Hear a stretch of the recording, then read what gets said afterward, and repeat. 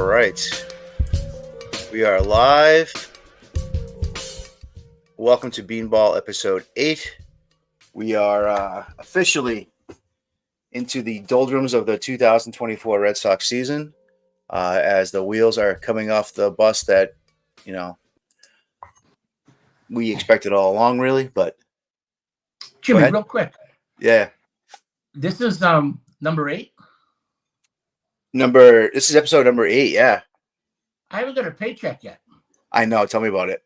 I got to talk to Chris about that. All right, it's on its way? Yeah, I think so. Okay. All right. As long as it's on its way, well, I'm good. Okay, yeah. He was at Yankee Stadium yesterday for his 50th birthday. I saw his tweet and stuff, so yeah, it looked like he had a good time. Now we're not going to hear from him for like 3 fucking days because he's going to be hungover and all that. So good luck if we need anything from him. But we're actually in good shape here because I got access now to the Apple RSS feed, so I can actually put this right on Apple myself Jimmy tonight. who? Right? Got me Chris who? Yeah, exactly. I literally need Chris for nothing anymore.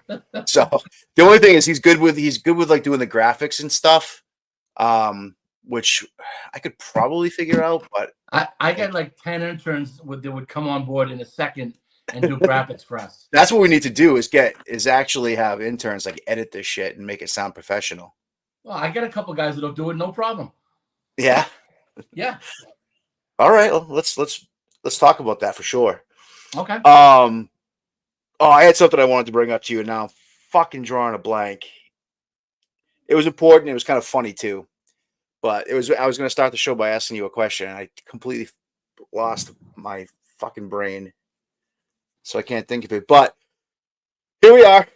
Red Sox are 7-5, probably 7-6 after tonight. I'm going to go out on a limb and say Rafael Devers now. Looks like he's going to be down for a bit because that nagging shoulder. Nick Pivetta is already out for an extended period of time. Wouldn't be surprised to hear that he's going to miss significant time or possibly head for TJ. So we talked about this last week, and you brought it up. They rushed Devers back. Yeah, I mentioned that last week when they DH'd Cassis and gave Yoshi the night off and kept Devers in the game. And it was like, right. Why are you rushing this guy back right now? This team's not good enough to like rush people back. So he's out. Story's done for the year. And all of a sudden, the Cinderella Red Sox, the slippers broke. The pumpkin has all the axioms. What happens? What happens in Cinderella? The pumpkin turns into a. The frog. She turns the prince turns back into a pumpkin. Yeah, she goes back into a pumpkin, or whatever the fuck it is. The team sucks. Is the bottom line. And the bloom is off the rose. Yeah, there you go. All that stuff. Yeah, and a Major League Baseball team has to be built to withstand some injuries. You're not going to play 162 games without missing some guys.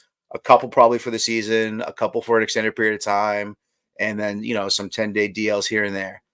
And the people that were all optimistic about this roster, they thought that Rafael Devers, who's built like me, was going to be an MVP candidate because we signed him to this big deal and he must be that good. So he hasn't done enough in his career to have that kind of faith. The kid's got all kinds of talent, but he's a blob, and he's going to be hurt more often than not, probably. Or it's not hurt, but like always working through something with that crazy swing of his. And on defensively, he's a complete liability. Story, that's an unfortunate one. That's obviously like nothing he could do about that. That's playing, all out, 100% like an animal. And landing funny on the shoulder. That sucks. But his tenure here is, essentially, I would think it's over. Like, he's going to miss this entire year. And I can't imagine there's really a point in having him here next year. And then Nick Pivetta. Story, yeah, I don't see the point in having him here next year at this What are you rate. going to do with him? You got 3 years left on a contract, right? No, but I think this offseason, like somebody took Chris Sale, and look how that's worked out. It could be the same situation. We get back something that we need for the future, and give up a guy that could potentially be good for a couple of years for a contender. Wow. And I think you kind of have to do it just to get his money off the books and make space for one of the kids, and just kind of just wash your hands, because it's just been a disaster here so far. Similarly to Chris Sale, the last 4 years in Boston, it's a pretty good parallel, actually. So there's plenty of teams that could use a stud shortstop, or a defensive shortstop, anyways, a defensive second baseman. So, see, here's where you and I differ on this. I don't think he's a stud shortstop. I think he's a good shortstop. He's a middle of the road shortstop in Major League Baseball, right? There's 30 teams in Major League Baseball. I would say, without looking and doing a whole inventory analysis of shortstops, I would say he's probably 15 to 20. Yeah, I was going to say 10 to 12. He's a good defensive shortstop. I shouldn't have said like stellar, because I don't mean that. Because I don't. I agree with you. It's not you that's saying it. It's everybody else. It's everyone else. Like, he's the savior of the Red Sox, because he's going to play Gold Glove shortstop, right? He's coming off an arm injury. His arm is nowhere near what it used to be. And his glove, he's got a good glove. His range is not great. He's good going to his left, up the middle, and he comes on the ball real well. But so does every shortstop. That's why you play shortstop. He cannot go to his right. The ball sticks to his glove, though, when he gets there, which is a good thing. So, I mean, he's good. And my only point was that with 3 years left and something in the tank, he can help somebody win next year somewhere else, because he's not going to. He's replaceable. I mean, if 100%. If the Red Sox were serious about this year, they'd go trade for a Willy Adames right now. Oh, they're not going to do that. Oh, right, exactly. They're not going to. They're not going to give up pieces. They could go trade. They could get Miguel Rojas from the Dodgers right now. Right now, go trade for him. Yeah, or you just go grab Gene Segura too. I mean, give him Wong back. Segura can't play shortstop anymore.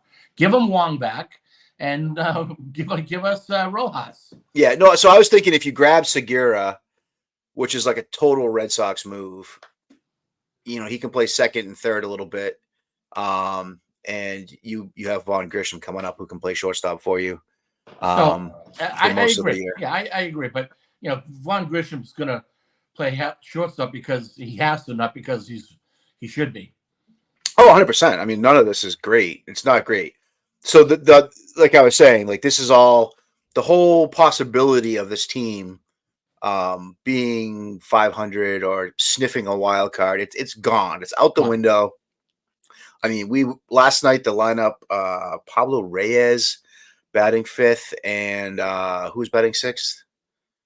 Was it Abreu or someone else terrible? I forget. Oh, it was fucking Romy Gonzalez. Right, and he got hurt. Did he? Oh, I actually missed that. So when did he get hurt? He got hurt yesterday, sliding into second.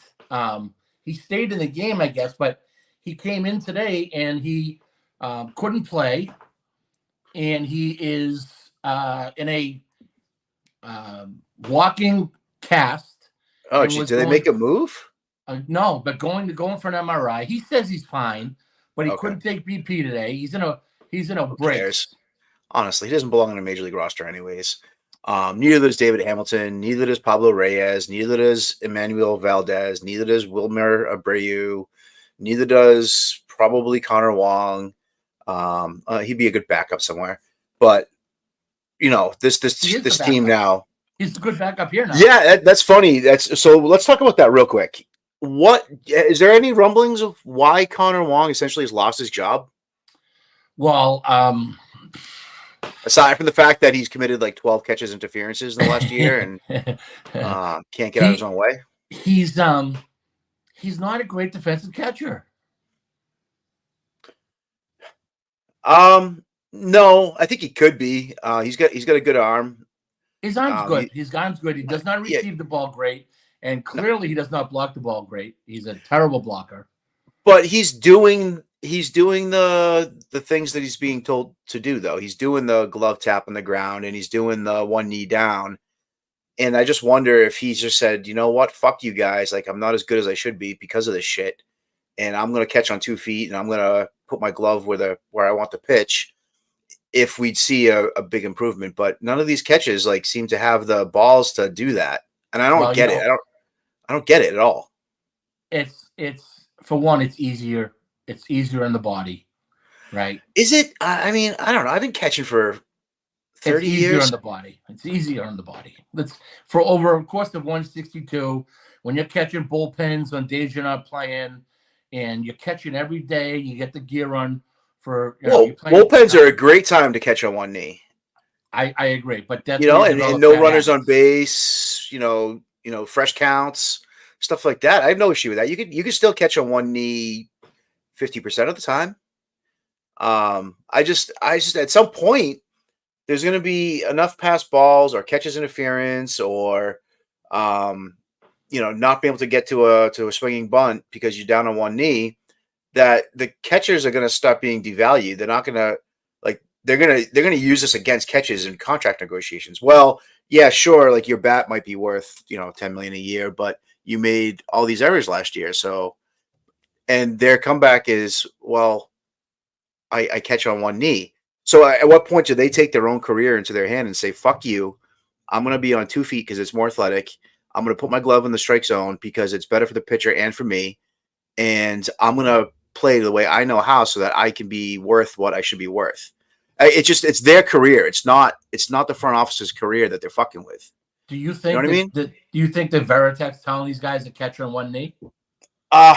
Unfortunately, the more I watch Varitek do his thing around the club, the more it seems like he is in tune with this stuff, which I don't have any verbal proof of that. But I mean, I was watching him do this thing in the bullpen the other day, and he's working with Reese McGuire, and he's got Reese doing the toss back thing where you're throwing the driveline ball back into the wall, and then he's wiggling a pool noodle in his face. I think Veritek's kind of buying into this stuff. And I don't know about the one knee, and I don't know about the tapping in the glove because I've never heard him speak on it, but it certainly feels like he's on board. Well, he caught the opening pitch on 2 feet the other day. He sure did. Hey, that was a pretty decent ceremony. I mean, that song was brutal. I don't know why they chose American Pie of all fucking songs, a song about dead musicians. And the word die. They mentioned the word die about 10 times. Yeah, it's like, what the fuck are you doing with this? But it was a nice ceremony. They always do a really good job with that stuff. I'd be lying if I told you I wasn't crying by the end. Especially when the kids came out, and I didn't realize that Tim Wakefield's son had some issues. So I lost my shit. I was crying. It was pretty special, and their daughter is amazing. Well, the Red Sox, since Henry and the crew bought the team in 04 or whatever, 03, they 01. When did they buy the team? 01? 01, yeah. Yeah, okay. So they brought in Lucchino and Charlie, Dr. Charles, what was his Steinberg. name? Steinberg. Yeah. Right. He was the maestro behind all the pregame ceremonies. Steinberg was. Yeah. And he's the president of the Woo Sox now. Is he? I believe so. I just saw his name. He's the president of something. I believe it was the Woo Sox that he runs now.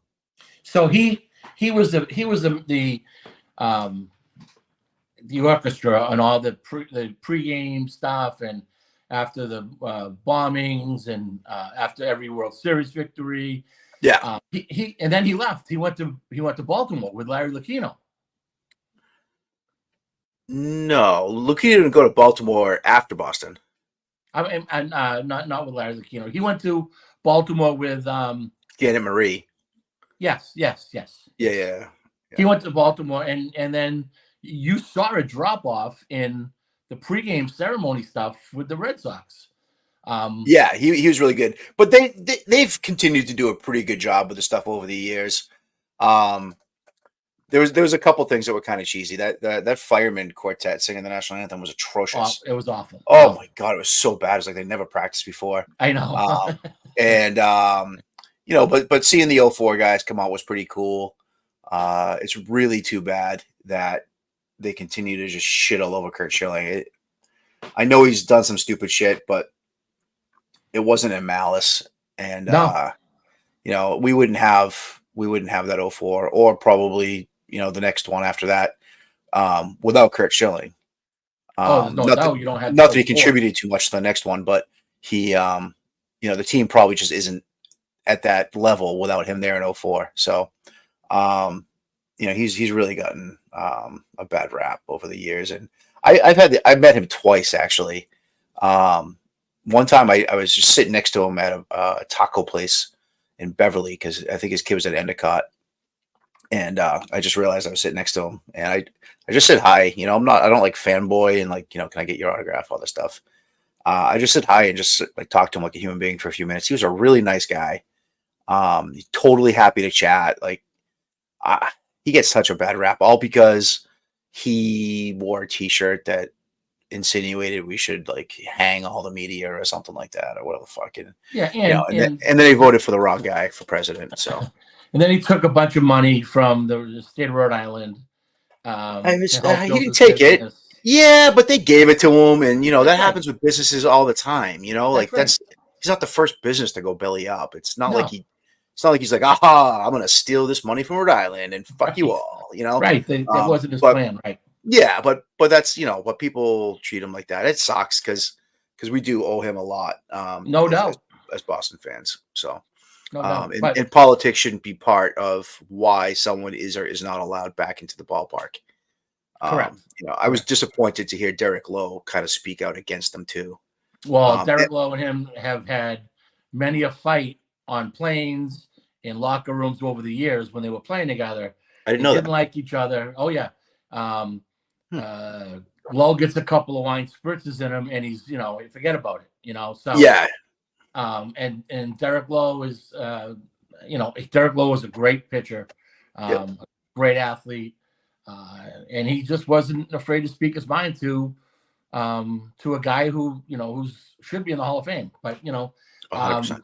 So if he there's obviously some differences there, but overall it was a good experience for the 2004 team, and more importantly for Tim Wakefield's kids. So I had no problem with the whole day as a whole. It was really nice, and it was really great, and the whole connection too, that Lucchino and Wakefield with the Jimmy Fund. I kind of didn't realize how intertwined they both were with the Jimmy Fund and Dana-Farber, and I kind of forgot that that Lucchino had passed recently too. So when they unveiled the LL out on the Monster, you think Cool J was coming through the green Monster? The LL Cool James? No, I thought that because the lady, the owner of LL Bean, just died too. Oh, really? And they used to have the big LL Bean ad on the Monster. Right. So I was like, oh, look at, they're honoring, and I forget her name, like Louise something, whatever the fucking, her last name's Bean. And her dad's name was also LL Bean. So she just died like a month ago, and I was like, oh, that's nice. They're honoring LL Bean. And I was like, oh, I'm a fucking dummy. It's Larry Lucchino. So that was kind of funny.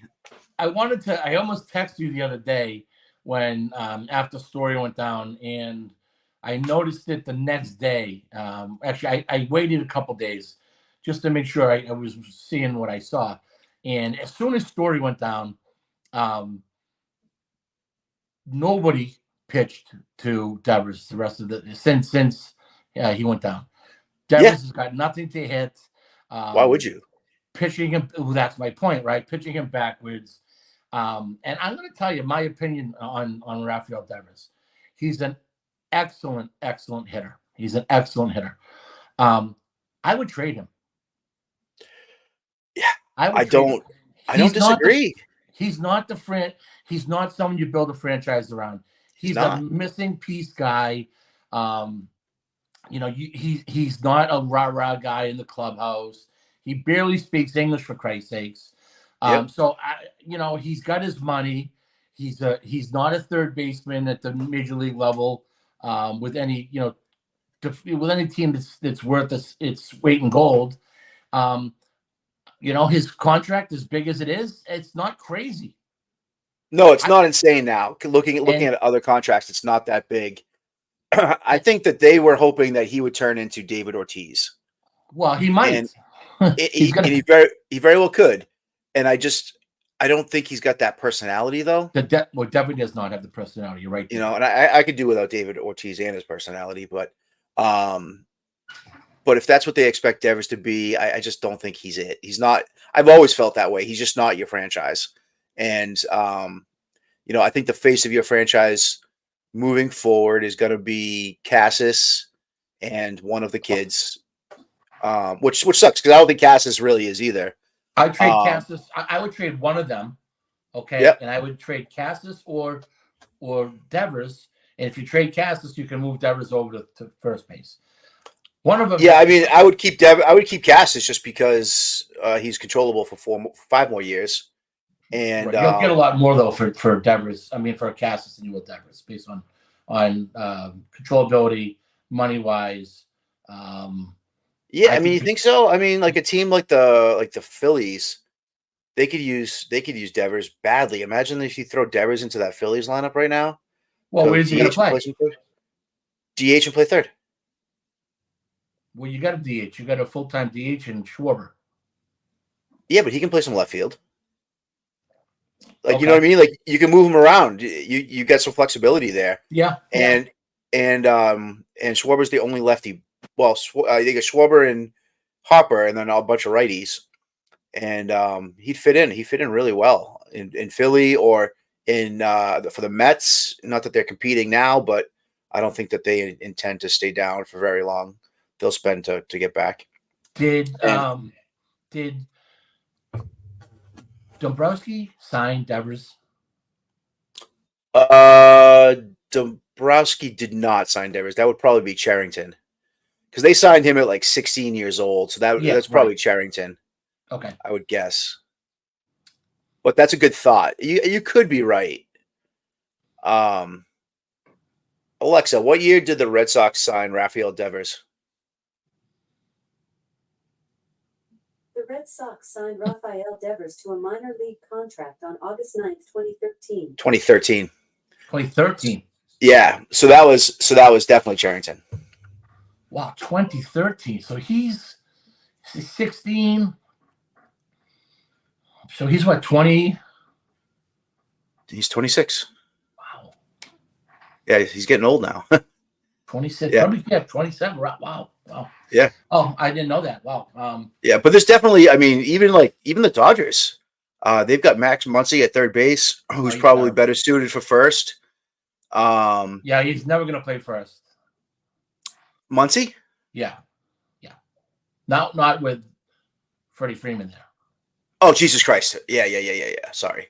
But he's probably better suited for DH. So is Devers. But Max Muncy's leading the world in strikeouts so far. Yeah, no, he stinks. He stinks now anyways. So, I mean, Devers would fit there. He'd fit in Texas right now because imagine Devers at third and Mookie Betts at short on the Dodgers together. Oh, I'd fucking cry. You know what's funny too is we signed Devers to a contract that we probably didn't need. Out of the 3 big guys, Betts, Xander, and Devers, I would have preferred the other 2. And now we're down a shortstop and a second baseman, and Mookie and Xander are shortstop and second baseman. Yeah. It's kind of wild. And for the money that we spent on Story, and then the money that we just gave away to Rafaela, or to Bello, or the money that we just to Yoshida, we could have just had Xander here, who is a leader, who is a face of the franchise type player, who he'd be a second baseman at this point, but that's fine. We need one, So yeah, it's really too bad. Going back to my thought was, I don't know. I think Devers is set up for a big time down year now with nobody hitting behind him. Yeah, that's if he's healthy. That shoulder, that's not a new thing for him. It's not a new thing. I could see him putting himself on the shelf for 2 months to get this thing healed, knowing that they're not going to make the playoffs. They get no shot to even be, in the thick of things come even July. This is going to go south fast with the Red Sox, very fast. Yeah, no, it's already going south. I mean, they're going to have a tough time winning any baseball games at all. Bello, for all the hype around him, he just isn't there yet. And how can Whitlock have looked very good? So is Cutter Crawford. So you got to give him credit there. But in the same vein as Pivetta, how long until one of their arms snaps off because they're doing driveline bullshit and worried about Pivetta's throwing 32% fastballs when he's a fastball pitcher. Right. And so how long until Houck or Whitlock that happens to, or Crawford's terrible mechanics take hold. So it's just the whole thing's a house of cards, and I just pray that Breslow recognizes this and doesn't do the Bloom and string us along and swear to Christ that they still think they can win and not trade pieces and just hold on to, prospects too long and hold on to veterans too long. Just make some fucking moves. I want a very good baseball team here for 2026. That's what I want. I want to win a World Series or compete for a World Series in 2026 with, Meyer, Teal, Anthony. Now, everyone assumes that all three of those guys are in the Hall of Fame already, which is not going to fucking happen. One of those guys is going to flame out. But between the three of them, you've got a good foundation there with Cassis, and you've got Bello. And, if two out of those three starters stays healthy between Whitlock, Houck, Crawford, you've got a little something to build on. So just do it. Just fucking do it. Make the moves. If Devers is, going to have a nagging shoulder and his contract is going to restrict you from making moves for other players that are healthy, move on. Like, just don't be afraid. I know, like, it's Boston and Boston fans have like certain expectations, but I want a team that is good year in and year out for a decade. I don't want this like win a championship, then last place for 3 years. I want to build a successful team, and they need to have the balls to do it. And I think Breslow understands that. So, well, does he also understand that the Red Sox fans are smart and they know when they're being lied to? That's the thing. Is like, we're smart and we know when we're being lied to. I feel like most Red Sox fans are just so like pie in the sky about this team and this roster and these prospects. And they all just seem to think that, like, Bello is going to be Pedro Martinez because that's what they've been told. And Kyle Teal is going to be, whatever, Buster Posey. And Roman Anthony is going to be Carl Yastrzemski. Like, they all think this about every prospect, not realizing that, Buster Posies don't come around that often. Right. There's been plenty of, Francisco Mejia, the Alvarez kid in New York, Gary Sanchez, Joey Bart just got released. Joey Bart just got, he was the future for the Giants. Just got released. The kid that's there now, Blake Sabal, like, he's good defensively, but he was supposed to rake and he doesn't. The list of catchers that were supposed to be something, even this Henry Davis kid in Pittsburgh, first, number 4 overall pick or 3 overall pick, something like that. 1. I think he was he one? He was one to Pittsburgh. I think he was 1-1. They've got him playing some outfield, and like he's kind of a bust as a catcher. So far, anyways, he still has hope. Kyle Teal is not a guarantee, and neither is Meyer, and neither is Anthony. So, I hope they've evaluated these guys correctly, and I hope that they recognize as soon as they realize that they didn't evaluate correctly and make a move. Well, this is why it's so hard in baseball, because to evaluate players and to set expectations, because you don't know how these guys are going to handle failure when they get to the next level, right? And then when they get to the big league level, are they going to handle failure the same way they handled it in single A? When they're facing ungodly split change fastballs and they're sitting, they're down in the count 0-2 all the time, and guys are missing their spots by 2 inches instead of by 2 feet. And if the guy wants to hit you, and he's going to hit you, versus some guy in single A who tries to hit you and throws you 3 cock shots, and you take 3 because he's going to try to hit you, but he's got no idea where the ball's going. So when you get up to the big league level, it's more of a mind game than anything, right? You got the ability to. Kyle Teal has the ability to play in the big leagues. We all know that. How is he going to handle the failures? How is he going to handle the ball that gets between his legs when they lose the game 1-0? How is he going to handle when he gets thumbed in the second inning and he knows if he comes out, he may never go back in, Wally Pipp style. Or how's he going to handle when a veteran starter doesn't want to pitch to him because he doesn't receive the ball that well? And that's kind of what happened with Francisco Mejia, who was the #1 prospect in all of baseball for the Indians. And then he was traded to the Padres. And then he was traded to, he's been on like 10 teams at this point now. No one wanted to throw to him because he didn't prepare for games, and he wasn't a good receiver.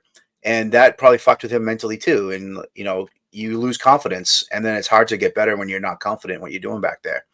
And so a lot can happen. And, I do feel like Red Sox fans, to get back to the original point, I think a lot don't realize when they're being lied to. I think they just listen to, whatever WEEI says or whatever. It's not 98.5 the sports stuff, because they don't talk about baseball. It's always football. No, Tony Maz does, but he sounds just like you and me.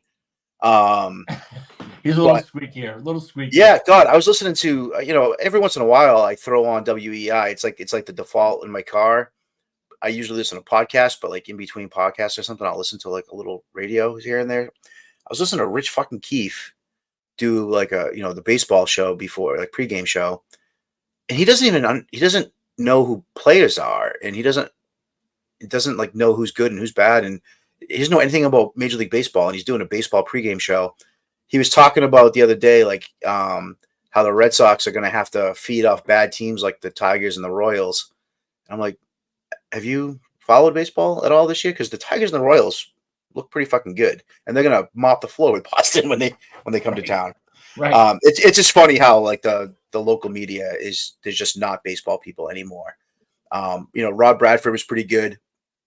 And I love Rob, but he's turned into a older version of Jared Carrabis, where he's just he's a fanboy, and he's doing this baseball isn't boring thing. So he's not even really a Red Sox guy anymore. He's all over the country, right? Doing stuff with sniffing Joe Kelly's ass all the time. It seems like. Well, that's the only way he can get in these interviews is to be friends.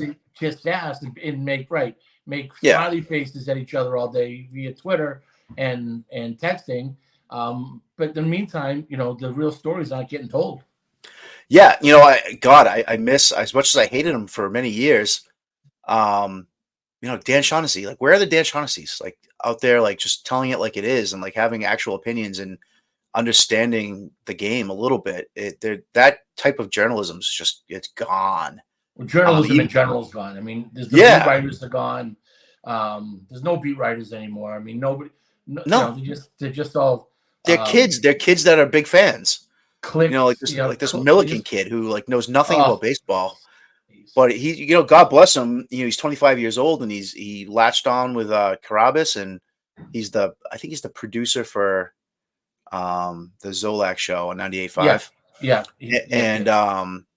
God bless him. He's carved out like a little niche for himself, but it's not because he knows baseball. He just wants to, pop bottles and cue the duck boats, and Cassis is going to be the MVP and all this shit. It's like, man, like, I don't know how you can like just go about life with your head in the clouds like that and call yourself like a reporter or a journalist or media or whatever. It's gross. It's really too bad. get off topic here real quick, but I frozen the Red Sox game.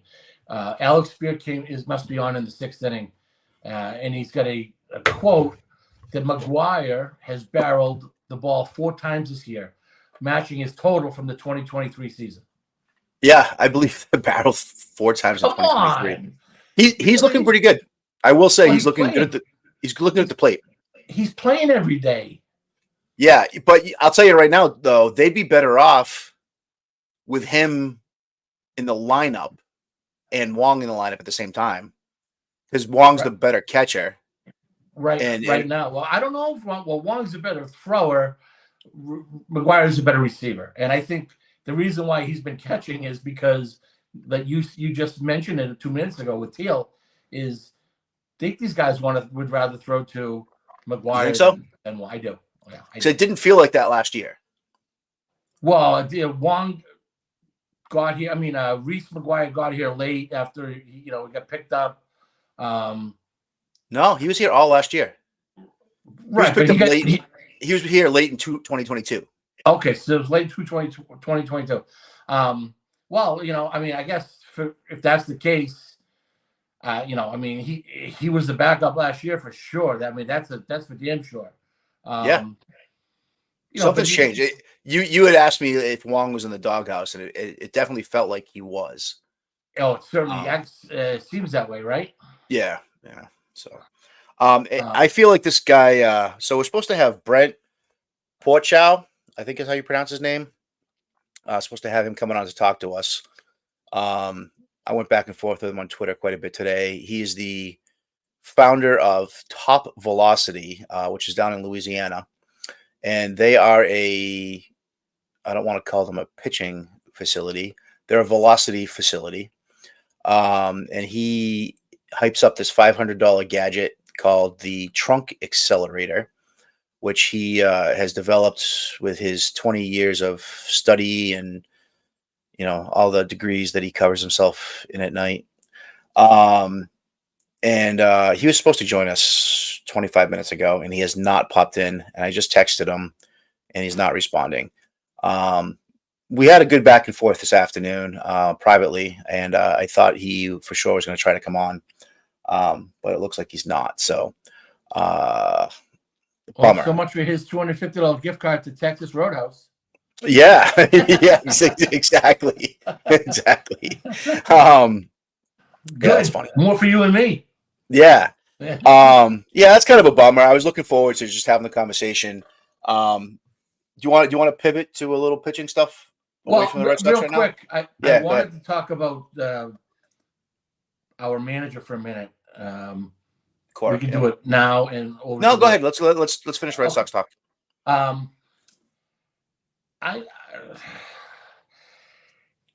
He made some excuses after the first game, home game on Tuesday, that the guys are playing the young kids. That's going to happen once in a while.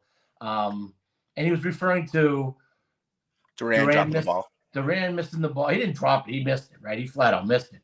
Yeah. And then the error at shortstop by Hamilton, the ball through his legs. Then there was probably 2 more plays that could have been errors on Hamilton too. There you go, right? And then they had a base running blunder. And his reason is, they got pounded last 7-1, right?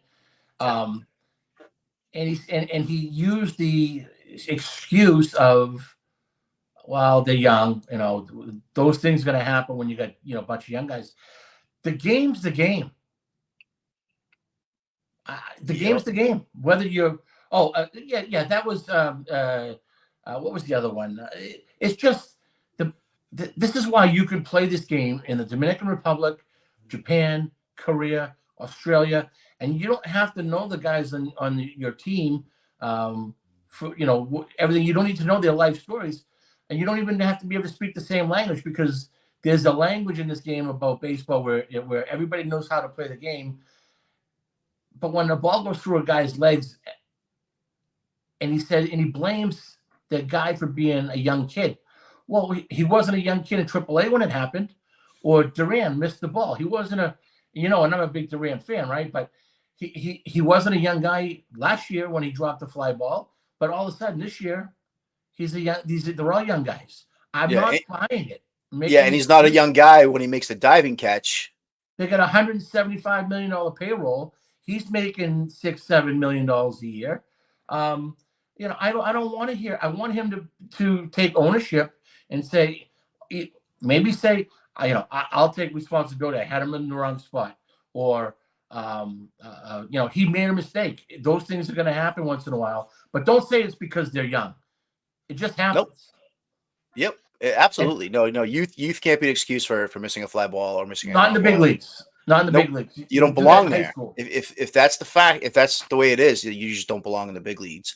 And that's how I feel about Duran and his defense. Because he had 2 more bobbles yesterday. He did. That cost extra bases, and he is a terrible defensive outfielder. And he's in center field tonight because we need to give our $60 million man the day off because he can't hit the slide piece. Who's off? I'm sorry. Rafael. Oh, Rafaela, yeah. Yeah, and quite frankly, Rafaela, I love him in center field. But if you insist on putting Durant in center field for a day, Rafaela should be in the infield.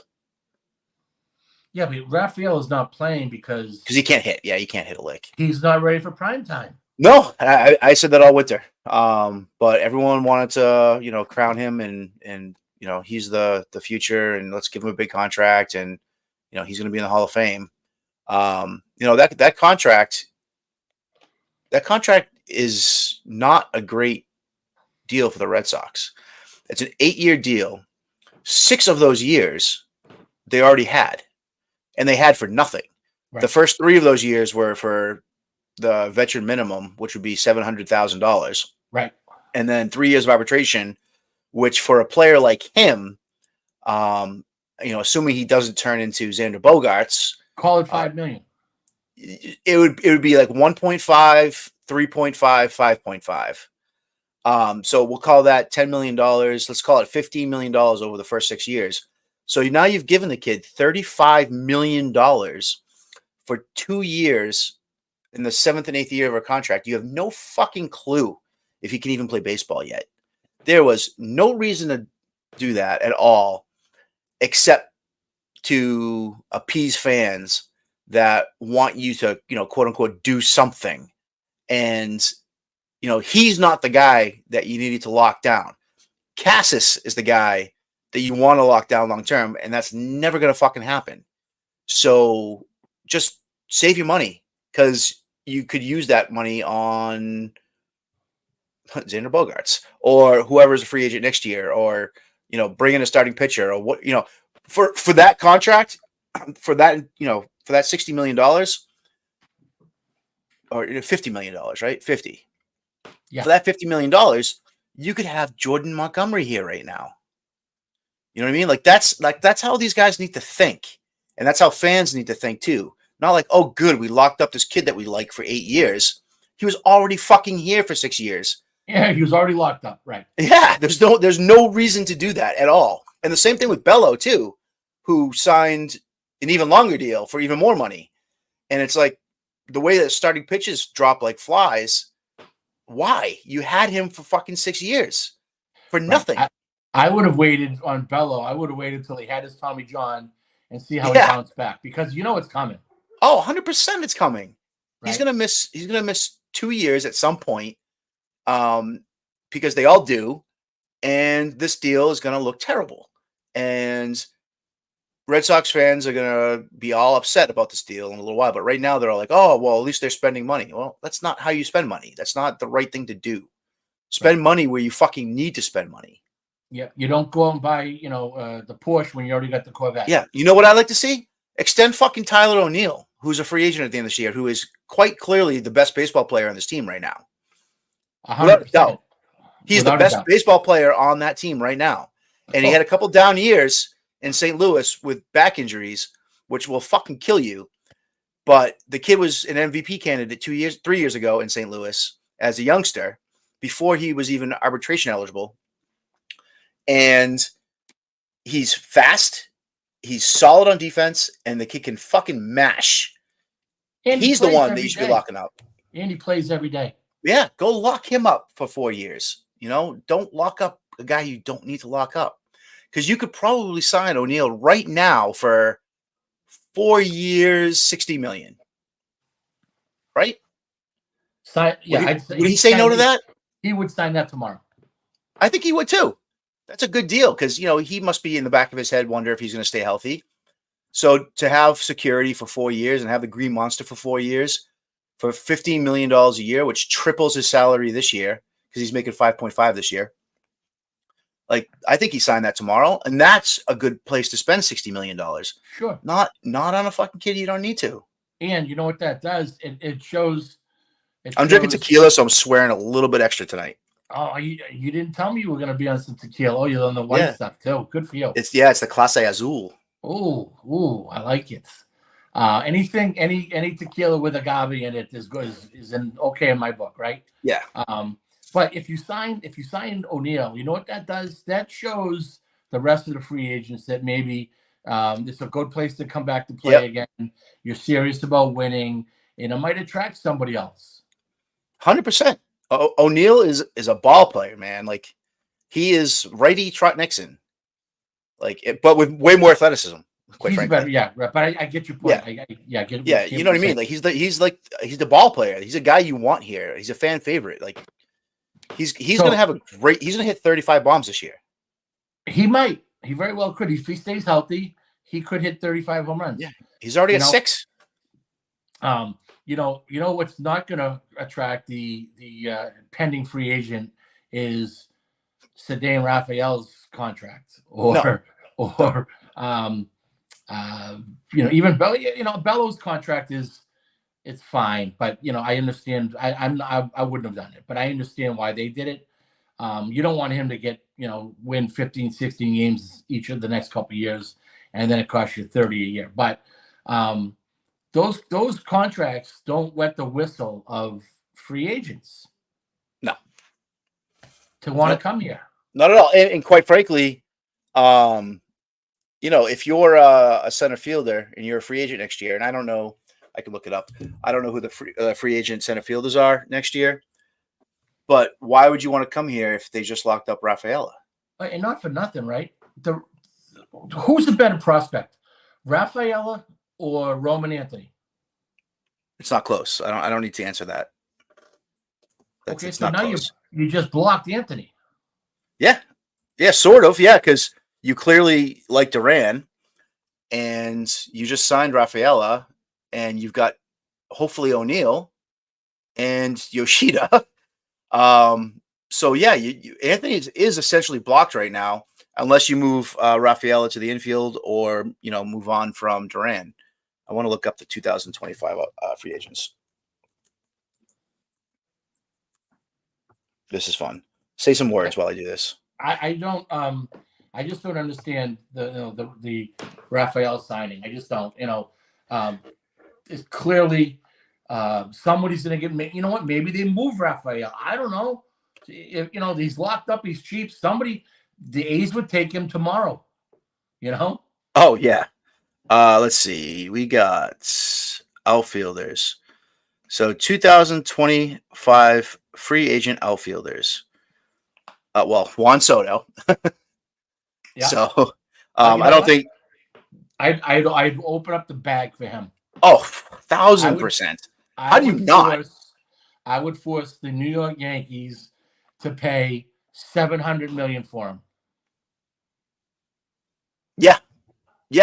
Worst case scenario is you jack up the price on him for New York. It's Soto, Bellinger, who has an opt out, who will opt out, and then it kind of falls off actually. So there's not really a lot of outfielders available next year. It's Teoscar, Haniger, who I would love, Conforto, Ozuna, who's not really an outfielder, Mark Canha, Charlie Blackmon. Yeah, so it kind of falls off. Anthony Santander, who I like. He'd be a good piece here if you can't get Soto. He's a better all-around player than Rafaela is, anyways. So you're blocking bringing in a real outfielder. because you just locked up Sade and Rafaela for 8 years for no fucking reason. For no reason. Yeah, I mean he could be in Worcester right now. And speaking of being in Worcester right now too, Wilyer Abreu, he might be something. We might have something there. He's got some power. He's got pretty good control of the strike zone. He runs the bases well. He plays defense well. He's got a strong arm. He's not playing every day right now because he's not ready to hit Major League Baseball. How old is he, by the way? He's young. He's like 25, I think. Okay. I can tell you in a couple seconds. He's blocked. Where does he play in the big leagues? Where is he going to play? Well, that's my point. That I was gonna say. Why is he here? Just send him down to Worcester so he can play every single day and face lefties and righties and develop into a baseball player. Because what you're doing with him right now is not doing him. He's 25 years old, a young 25. He just turned 25, so he doesn't need to be here. Same goes with Emmanuel Valdez. If he's not going to play every day for you, he should be in Worcester playing every fucking day. This roster is built so poorly with so little thought for the future. It's mind fucking boggling that we're going to stunt the growth of guys that might actually be something because we expected them to be superstars overnight in Boston when they haven't proven themselves at the AAA level yet. Yeah, right. So it's kind of wild. I mean, David Hamilton, I think he stinks. He's 26. He shouldn't be in Major League Baseball. Abreu, I already said. Duran, he's 27, so it's like kind of time to shit or get off the pot with him. I guess that's it. Just those guys. They just shouldn't be here right now if they're not going to play every day. Right. So where is I don't understand where these guys are going to. I mean, they're never going to play here. Nope. They can't crack the lineup with the lineup the way it is. Yep. And if Roman Anthony is coming, and he is, and he looks good, he's off to a good start too in AA. You have to make space for him. So either develop these guys for real, give them a shot at sticking, or get rid of them while they're worth something. I just I don't understand what the logic is. And I'm not supposed to know what the logic is with the front office, but you're supposed to be able to kind of have a general idea if you're a baseball guy and you pay attention. And I just don't see it with the Red Sox right now. Listen, granted, Breslow's been in business for half a minute here, but he's done some crazy things too already that that are a little off kilter for someone like me that has a different idea on how to build a roster. So, what? I mean, the Lucas Giolito thing, awful. Forget the fact that he's hurt. Forget the fact that he's hurt. You paid $20 million for a number 5 starter, and gave away Chris Sale. I still like Vaughn Grissom. Vaughn Grissom's weeks away from playing. I heard May 1st today. He starts playing in Worcester this week. Yeah, well, he's going to need how many at-bats is he going to need? Because he got none in spring training. So it's not like he had 50 at-bats and got hurt at the end. He's got no at-bats. He's got 10 at-bats. Probably. Yeah, I guess. Yeah, probably May 1st. He'll be up in 2 weeks. I mean, he's a good hitter. So he's a major league hitter. Okay, is he a number 3 hitter? Because we need a 3 hitter. Oh no, he's certainly not a number 3 hitter. But he's a number 7 hitter, and he is a major league hitter. He will hit when he gets here. I think. I hope. I pray. Because Chris Sale looks pretty damn good right now out in Atlanta. So and it's not so much that he traded Chris Sale. I understand that.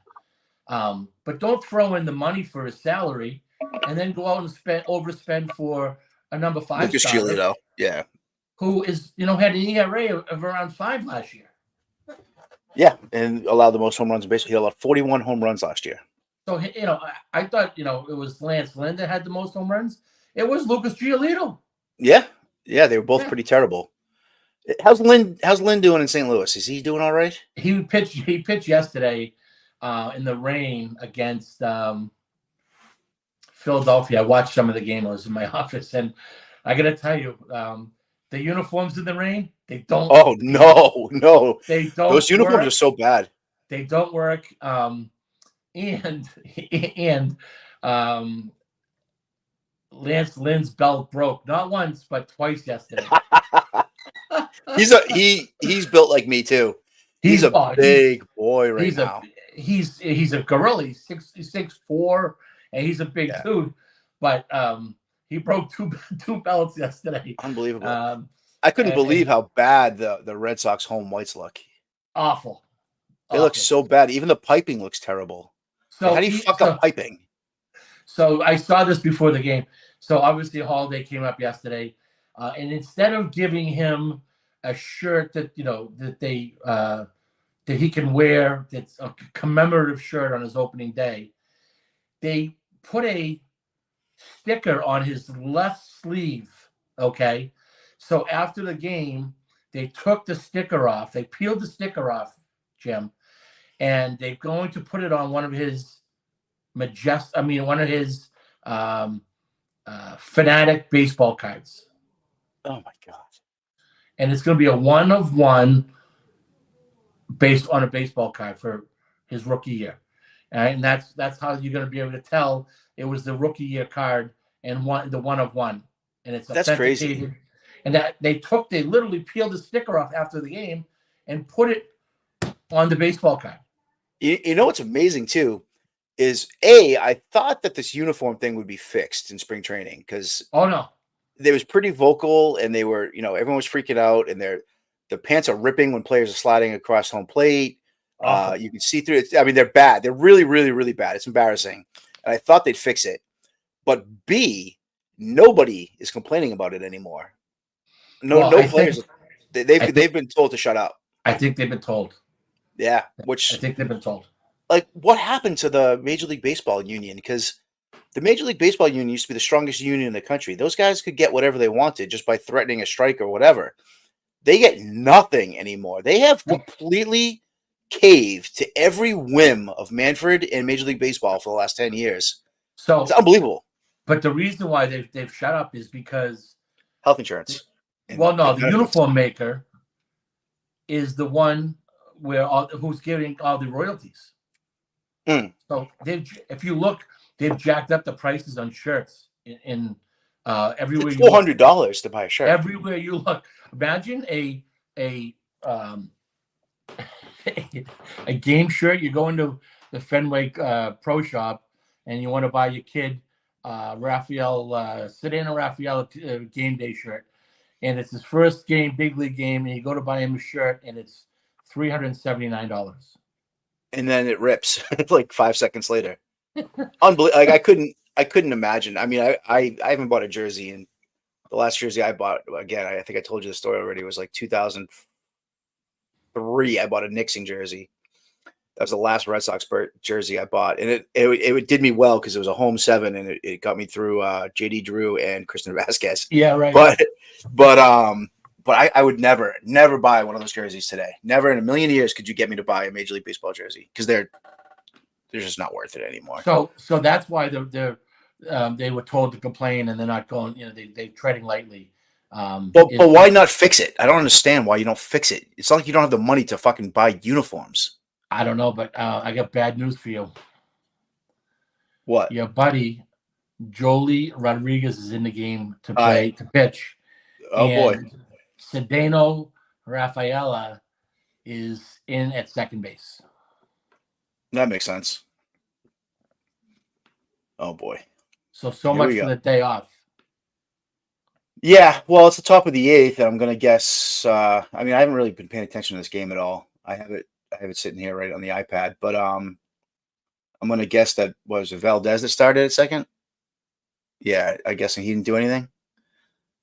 No, they scored 2 runs in the first. They were gifted 2 runs in the first inning, by the way. 3 doubles, yeah. Well, none of them were hit hard. My over was looking pretty good in the first inning. Yes. Not so much anymore. No. So, but I was right. I knew that Grayson Rodriguez is no. I mean, he's a stud, but He's Bello. He's not quite there yet. He threw 7 innings. Yeah, he's a good pitcher, but he's had some shaky outings for sure. So I bet the over. I tell you what, based on watching him pitch tonight, I would, if I was the Red Sox, and Baltimore called and said, we want Bello, I would say I want Grayson Rodriguez. Oh, they wouldn't do that. No. Oh, no, Grayson Rodriguez is head and heels above. Oh yeah, 100%. Yep, 100%. Yeah, I mean, Grayson Rodriguez was the top prospect in baseball last year. So, or if not the top, the second. So, and the Orioles. He looked good tonight. Yeah, he's a good pitcher. So, and then Bello, we still don't know. And we're not gonna know for a little while. It feels like. I don't know if he's got the mentality to be a 1. I can't speak to that because he doesn't speak English. He doesn't say much. So it's hard to tell, like, if he's got, like, what his personality is. He's not really a personality at all. So, no, which is fine, right? Yeah, totally fine. It's hard to gauge, like, what, if he's going to be like that horse that's like, please give me the ball. I don't know if he's that guy. I mean, are there horses in baseball left anymore? No, they're all in the IL. Right? They're all so. Hey, we're at an hour right now, so I know we want to finish this game, which they're in the 8th inning. Yeah, might as well, right? Did they got to give him an error? Or they're going to give that kid a hit? I just missed it. Error. Oh, they gave him an error? Yeah, Jackson Holliday reaches on an error by third baseman Pablo Reyes. Oh yeah, it's easy in there. Replay, it's easy. But there you go again. I mean, that's a can of freaking corn for a third baseman. Pablo Reyes isn't a major league third baseman. He doesn't. He has no business being your starting third baseman. And honestly, I think Bobby Dalbec is probably a better third baseman than Pablo Reyes. This team just is not built to withstand these injuries. So it's gonna be bad. So real quick, back to the pitching stuff. So Brent Pourciau, Top Velocity, Louisiana. He's got this device. It's called the Trunk Accelerator, which looks like a bike rack. A bike rack mixed with what are those things you used to put in your steering wheel to prevent it from being stolen? I know what you mean. The what the hell is the name of that thing? You know what I mean? Yes. I just got a message from him. He said, "Sorry, can't come on. Had to pick up the kids." Oh, okay. Where were they? What happened to the nanny? She died? Yeah, I know. He's got like 17 degrees. You think he could afford a nanny? For Christ's sakes! Unbelievable. So he posted a video of this kid who looks like he's about 15 years old, and he's thrown with this device that looks like a torture device of some sort. And the club. Thank you. That's yeah. It looks like the club, and then when you put it all on, you kind of look like Buzz Lightyear with like the backpack and the wings. Like, yes, I saw the thing. It's wild. So, and there might be something to it. Stop, Jim. Stop. I'm gonna go on a little. I'm gonna give you my opinion on this thing, because I looked at it. Okay, I was drafted twice, left-handed pitcher. Okay. Yep. You either can throw hard or you can't. Now, there's guys that can learn to throw hard, but they're never going to be the guys that throw really, really hard. I could never. I was up to 93. I could never, under any circumstances, was I going to ever throw 98, 99 miles an hour. I just never was. Yep. Regardless of if I went to tread, if I went to drive line, if I went to the ranch, the farm, say what you want. I was never going to throw 98 to 100 miles an hour. Okay, the majority of these guys in this whole universe are never going to throw that hard. They were never built to throw that hard. Building these expensive gadgets to do, and this is all they're doing. They are reeling in these parents who don't have any clue. Okay, and and they have no idea what's good for their kid. You know what's good for their kid? Stop doing pitching lessons and get your kid a personal trainer to add 15 pounds of muscle and learn how to develop muscle on your own without having to go to a personal trainer every day. Go get your plan. Let your personal trainer develop a plan for you. That's what you should spend your money on. You don't need to be spending your money on the Cyclone throwing machine by this guy in Louisiana, or I've seen guys walk around with fish aquariums on their in the back. The water bags, yeah, it's absurd. I train kids. I help kids. You don't need that stuff if you're doing things the right way, the old-fashioned way. And you know what? These things only started coming around when the injuries started coming around. Yeah, 100%. So he posted the video, and this kid's like, I'm guessing 15 years old. He's a big kid, and he looks like he can throw. So in his message said, "Here comes, I don't want to say the kid's name because it doesn't matter. So here comes John Doe. He came to me throwing 88, 89 miles an hour. And after working with the trunk accelerator, he's now throwing 90. Someone opened the door behind them when he was releasing the pitch. Exactly. That's exactly per mile an hour. And that's how I feel. It's like, all right, so you paid $500 for this device, and your kid is throwing 1 mile an hour harder, and then you look at his mechanics, and the bottom half actually looked really, really good. It looked really solid, really strong, but his head's in the goddamn air, and the whip on his arm, you could just tell that he is gonna be getting Tommy John surgery if he keeps that up over an extended period of time before he gets to college. And it's really too bad to see shit like this. And Brent's argument is like, hey, I've studied kinesiology for a very long time. I have a degree in it. I study the science of baseball, and I'm an expert.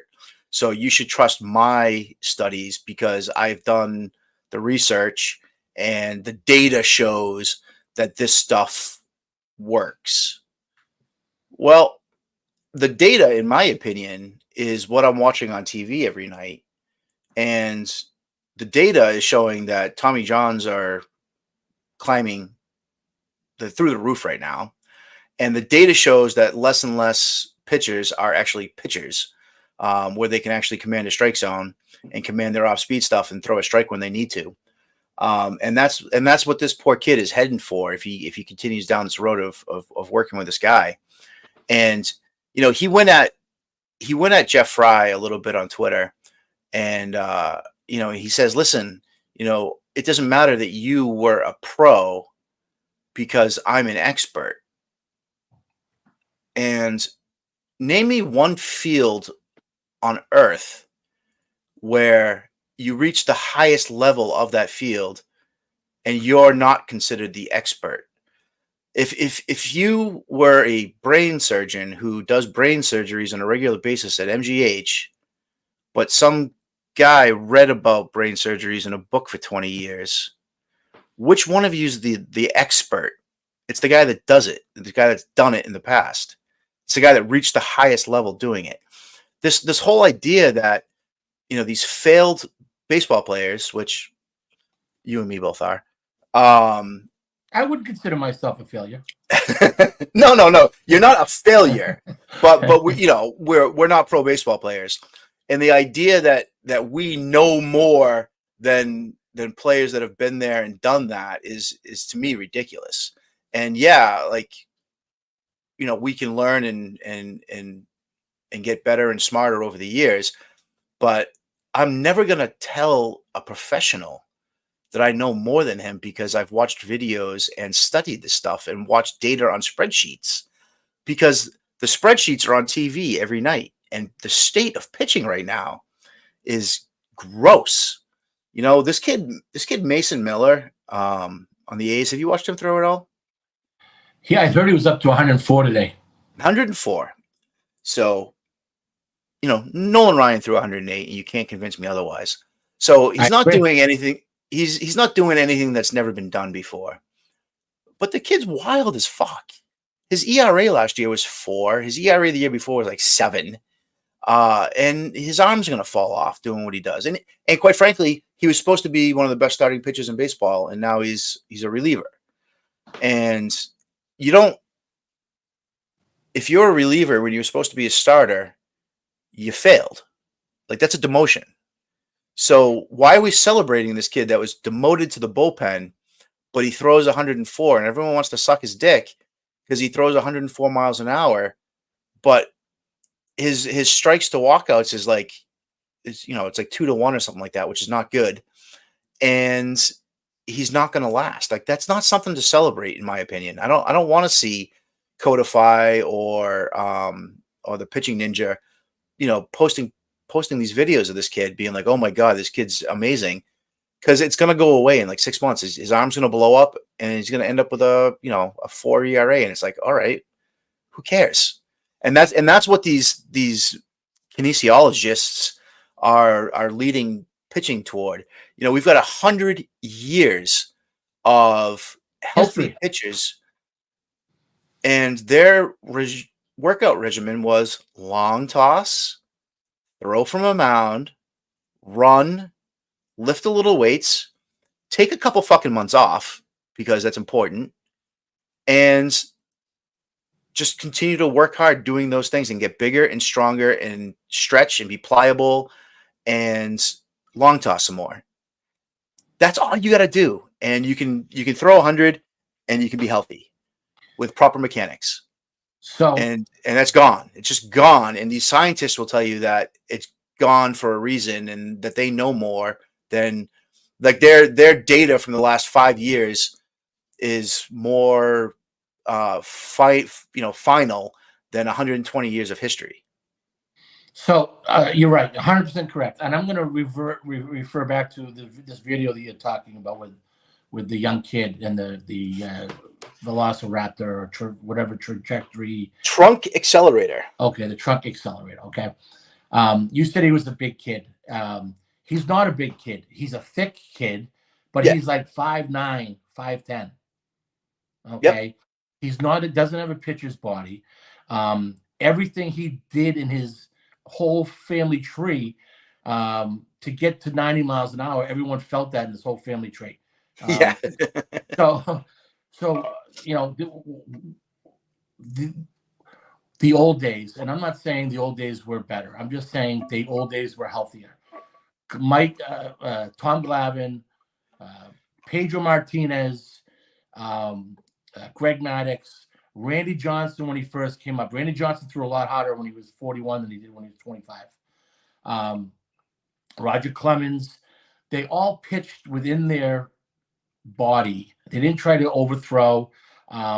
They pitched to like an 85 to 90% every pitch with their 85 to 90% with their energy exertion on every pitch.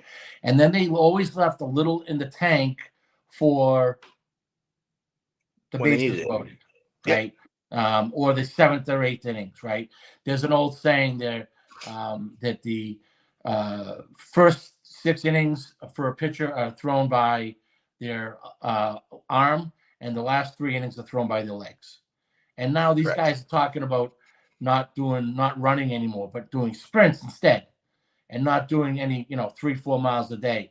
But they don't talk about how the 3-4 miles a day for two days, consecutive days after you pitch, releases all the lactic acid in your body, and it helps loosen your muscles up. So the next time you're ready to throw, you're going to be okay. And, it's not going to hurt as much because your arm was not meant to throw overhand. But this poor kid that this guy is using as his guinea pig pawn is actually, it's a terrible example. This kid should be throwing in the 83 to 85 range and learning how to pitch at 83 to 85, because no one's going to let him on the mound, A, with no hat. He had no hat on. Yeah, I saw that. Okay. B, how many innings is this kid going to throw at that rate? 1? Yep. And is his goal to be the best 14-year-old pitcher, or is his goal to go to college and pitch? Well, that kid's in high school, right? That's a high school pitcher, that kid.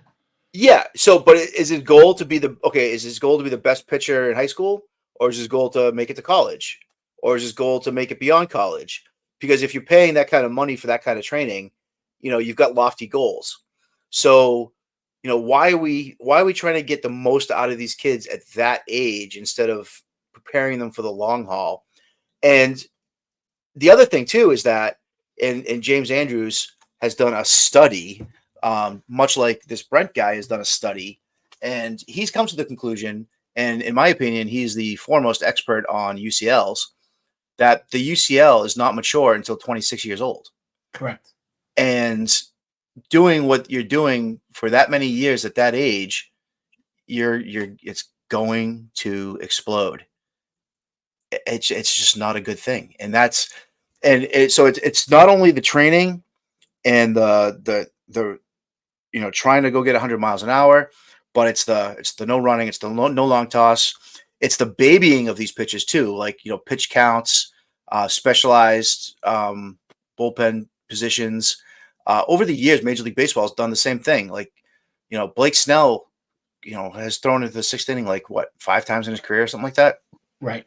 And then everyone's going to be surprised when his arm blows out, and it's like he's not built to pitch 100 pitches. That's not the way he was raised. And we continue to get younger and younger and younger with turning these pitches into something specialized. And it's just not good. And I was really hoping that this kid would come on tonight and talk to us, and we could kind of have this conversation. And I know that if he hopped on, I think Jeff is watching, and he wanted to come in and blow him up, because he actually got Jeff suspended from Twitter today. Come on. Yeah, so Jeff shared the video, and he got reported for copyright violation or whatever. So he lost his Twitter until he deleted it or something stupid. Really? So yeah, so this guy's a complete puss. I mean, he talked a big game and invited me down to he's like, yeah, come on down, I'll show you what we do, I'll show you the data. And he's like, I'm in Louisiana, just come on by. I'm like, yeah, dude, I'm in fucking New Hampshire, I got 3 kids, I'm not shooting over to Louisiana. Here's this. I have what's his name? Bruce or Brett? Brent, yes. Okay. Here's Brett.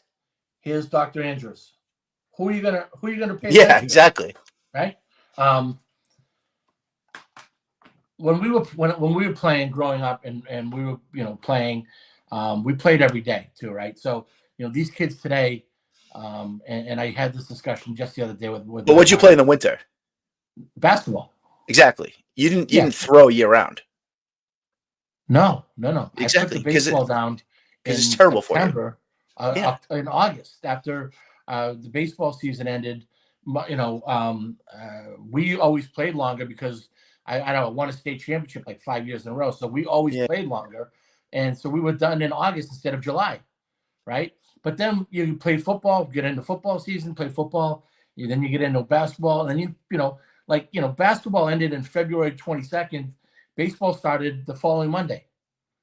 Right. And then you would not, do too much, and you'd build your arm up over 5 or 6 weeks. And then come around April 5th or 6th, your season would start. Yep. And so we weren't trying to pitch to get to college in high school. We were trying to pitch to get to the next game. Right? So you got to pitch, you got to plan accordingly, right? If you're going to have to pitch in 5 days from now, are you going to throw every single pitch with your max intent? And if I know I got to come back on 3 days rest and pitch on the 4th day, am I going to throw 120 pitches with max intent? No, I'm going to dial it down until I need a certain pitch at a certain velo or a certain spin rate, and I will use those pitches then. So 3-3. What's that? 3-3. Connor Wong just tied it up. Oh, he did, huh? Yeah. So, it's just these guys are chasing the wrong things. You asked a good question. You got to work to stay healthy. You got to work to be ready to go the next day. I interviewed a kid today. Oh, there it is. Yeah. I interviewed a kid today, and he was he was doing a project. He interviewed me, one of my interns, for his school project, and he said, "What is the best ability for your interns, Availability for your employees?" And I said, "You know what the best ability is? It's availability. You're right." And he said, "Oh, that's great. I've heard that before." And I'm like, "Well, you know what?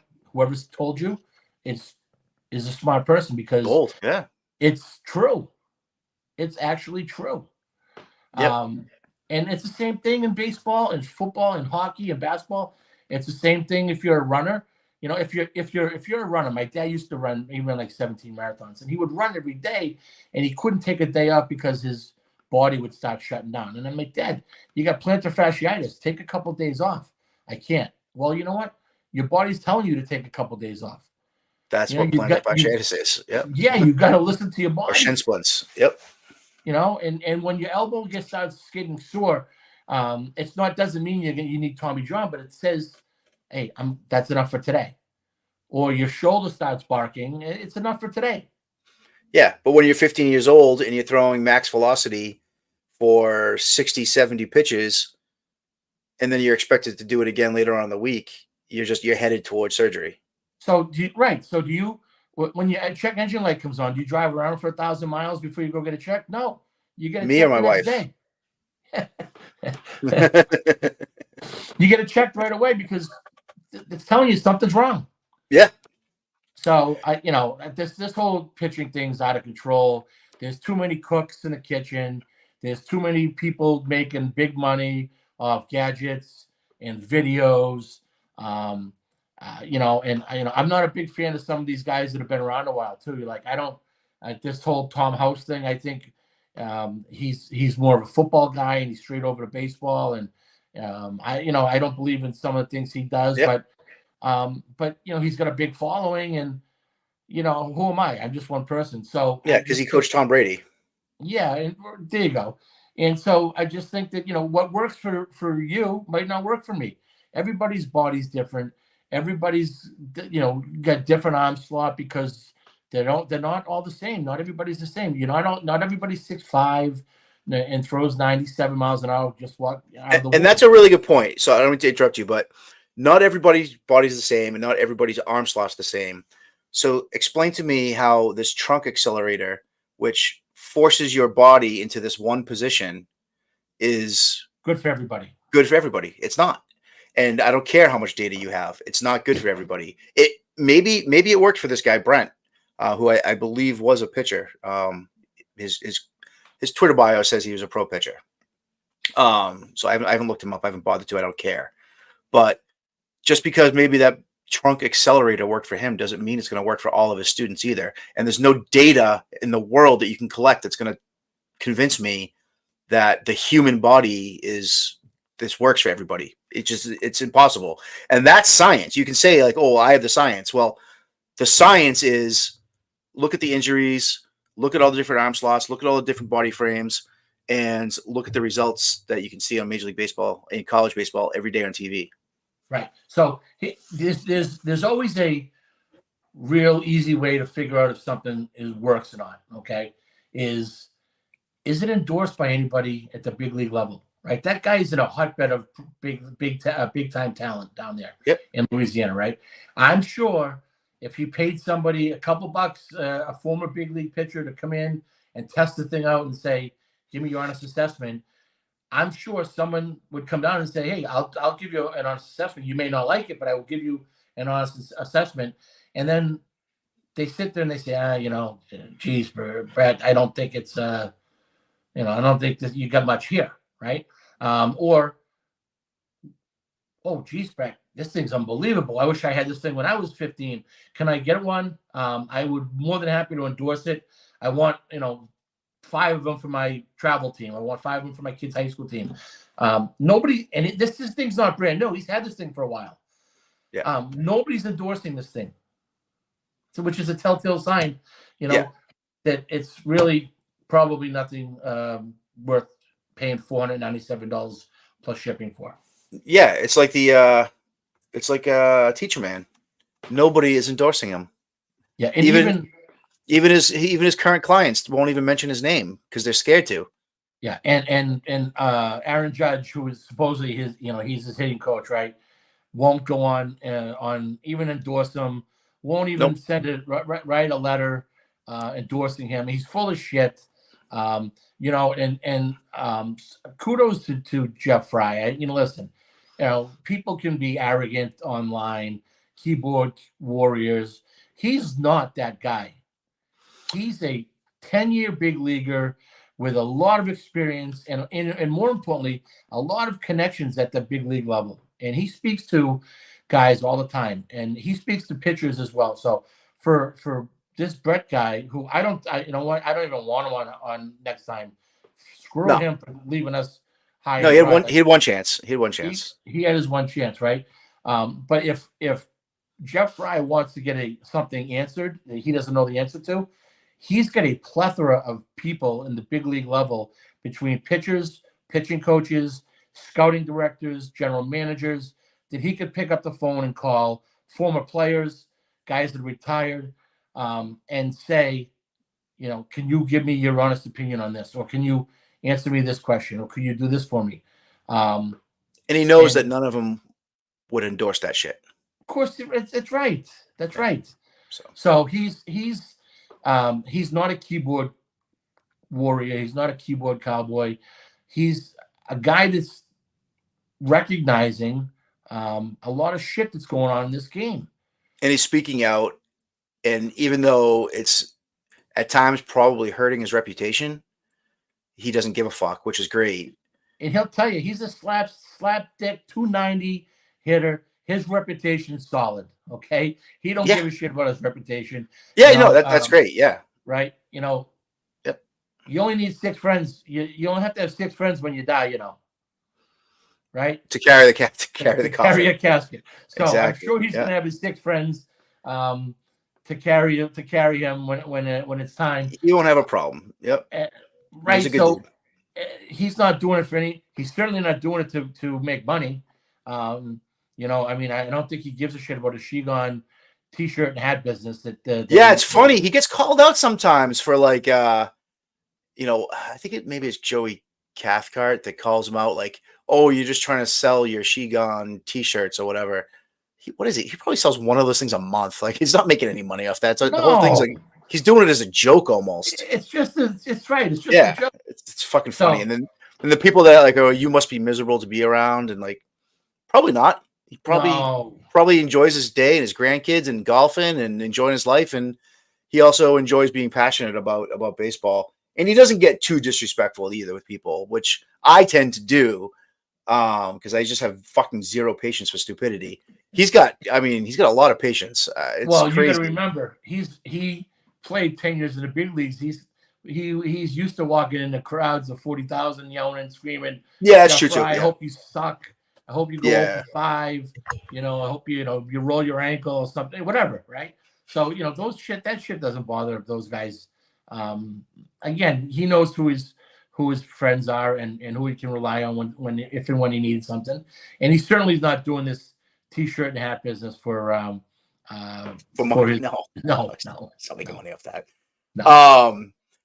While we're on the subject, did you catch you couldn't hop on with us last week? It was too bad because we had a good time.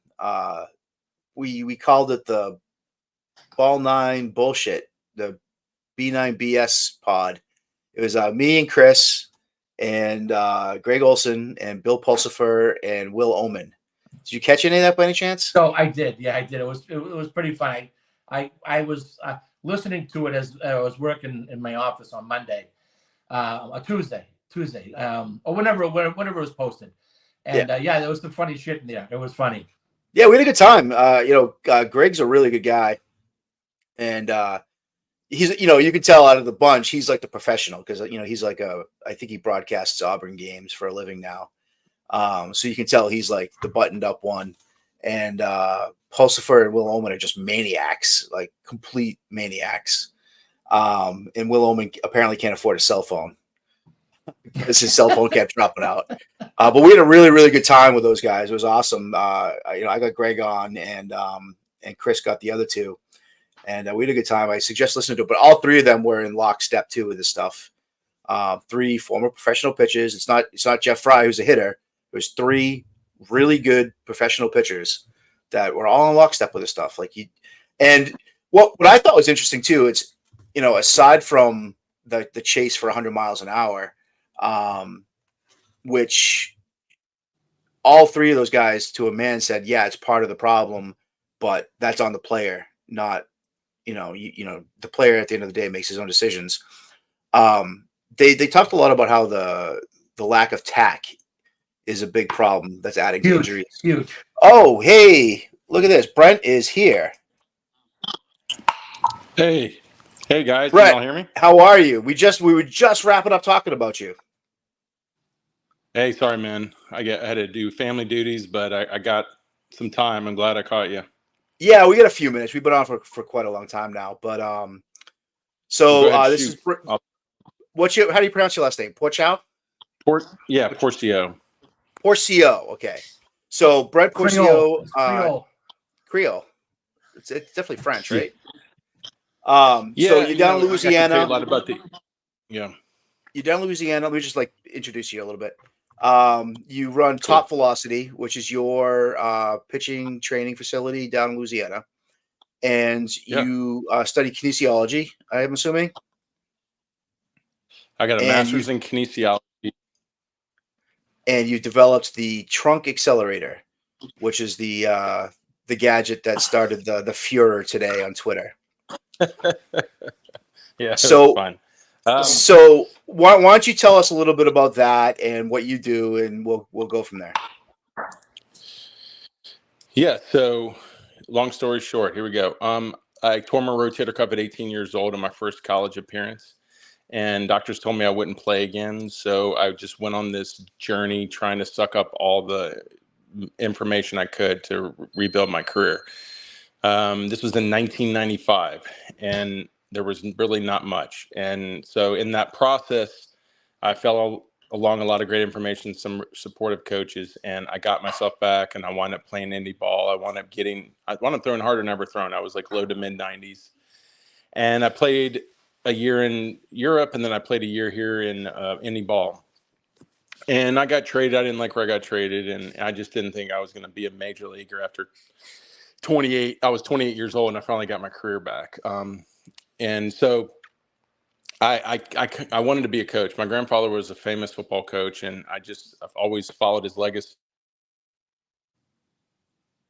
Right, someone called in, so I've always followed his legacy. So I continued to want to coach, and so I took the information that I had discovered in getting myself back, and I started to teach it and put it into a method. And applying the same method I was using, and built on that method. And then I got a master's degree in kinesiology to add to the method. Then I'm finishing my PhD in sports science to build the method. And through building the method, I built many levels of training. I built a live and train performance center in Louisiana. I now franchised it. We have over 20 locations around the world. And I've also built my own proprietary training devices. So that was it in a nutshell. So. Okay, so you're talking to 2 guys here. Derek, who is a twice drafted left-handed pitcher.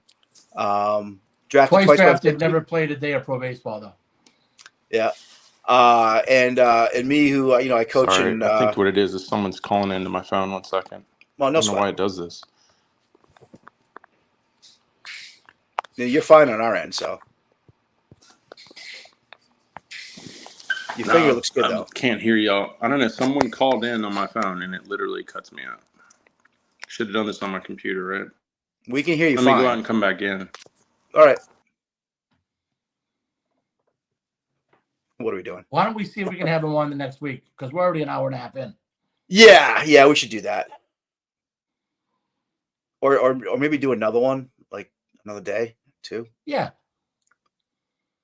Why don't you not let him back in and text him and say, can we go on in a couple of days or something like that? Because we're an hour 40 in right now. Yeah, we are. Okay, he's in. Hold on 1 second. Sorry. So hey, listen. No worries. Killed the volume. So no worries at all. So listen, we try to do this for an hour. We're already an hour and a half in. Yeah. So this is actually probably not the best time because I really do want to talk to you for like Yeah, I'd like man, to have like 15, I 20 minutes. apologize. No sweat. The nights are hard for me. If you can come up with something better, I can still try again. So Yeah, let's do it again. We do this every Thursday night. It's fairly new. We're on Ball 9. We do a Red Sox podcast, but they kind of stink. So, we end up kind of yeah, doing the old just man yells at clouds thing just for ask me to do an it hour. again, man, and I'll do my best to get on. All right, Okay. cool. Yeah, we could do it a little bit later at night too, since you're in Central Time. Cool. Next week there's no Red Sox game on at night, so maybe we could do it like 9 o'clock our time or something like that. Cool, But man. we'd love to do this. But bottom line, like you've got two guys here that have dedicated their lives to baseball, and Cool. we're a lot more old school than your training is. And Yeah, I I think we mean, got. what's y'all's age? I'm 46. He's 51, 3. 53. Great. So, and you look to be about somewhere around there ish, maybe a little younger. Yeah, I'm 47. I mean, we're on the same age group, so I mean, I know it all, man. I'm just trying to be an advocate for these young kids coming up. So, I love it, man. I love talking about the beginning of pitching instruction. I can do this all day. So it's fun talking about it. So Yeah, so let's not like try to rush it in here in a few minutes, because I think we could have a good conversation and all right, share I'd be some happy stuff. to. All right, so yeah, well, I'm going to kick you out. I appreciate you jumping in Cool. when you could. Thanks, guys. We'll Appreciate reschedule. Brent. All right. See you, man. Thanks, man. I appreciate you. Thank you. All right. Yeah. Well, that was let's nice just of get him him to on a hop in different day. anyways. Yeah, well, we'll do it. Even if maybe we do like an extra edition or something like that, just to talk to him for a little bit. And I did want to ask him about alligator hunting too. He mentioned that earlier today. So all right, man, dude, we've been going for a long time. The Red Sox are still fucking going though, huh? Yeah, top of the ninth. So we'll connect, and this is a long weekend. So I mean, even this weekend. This is a long weekend. Isn't Monday the Patriots Day? Oh, is that a long weekend for people? Yeah, you're a Massachusetts guy, bro. Get with it. That's the Marathon Monday. Yeah, but I live in New Hampshire. Like I don't think I'm affected by it at all. Nothing affects you guys in New Hampshire. No, except for the fucking snowstorm last week and no one had power. So we'll figure it out. But yeah, I'm looking forward to talking to him, and I'm going to do a little homework on this thing between now and the next time we talk. So yeah, probably a good idea. And I want to give him a fair shake to just tell us what he thinks. But I do want to understand. I don't understand. I don't see how I will understand how you can consider yourself more of an expert on something than people that have done it professionally. Like it's the only field on earth where someone calls himself an expert, even though they, in fact, are not an expert. Like we talked about it earlier. So I don't want to dive back into it. But all right, man. Hey, that was fun. We'll talk to Brent soon, I hope, and we'll do this again next Thursday night for sure. And all right, hopefully the Red Sox can sneak out a win here tonight. I'll talk to you between now and then, I'm sure. So all right, brother. I'll talk to you soon. Okay, bud. See ya. All right, bye now.